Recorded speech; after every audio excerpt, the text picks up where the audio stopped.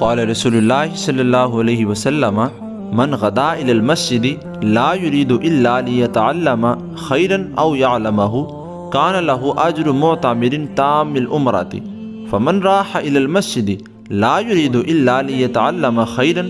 औ युअल्लिमहु फलहु अज्रु हाजिन तामिल हज्जति। रसूलुल्लाह सल्लल्लाहु अलैहि वसल्लम ने फरमाया, जो शख्स मस्जिद में सुबह के वक्त भलाई सीखने या सिखाने के लिए आया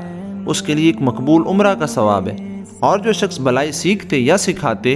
मस्जिद में शाम कर दे उसके लिए एक मकबूल हज का सवाब है। The Prophet of Allah said, whoever comes to the mosque in the morning to learn or teach good deeds will have the reward of an accepted umrah, and whoever spends the evening in the mosque learning or teaching good deeds will have the reward of an accepted hajj.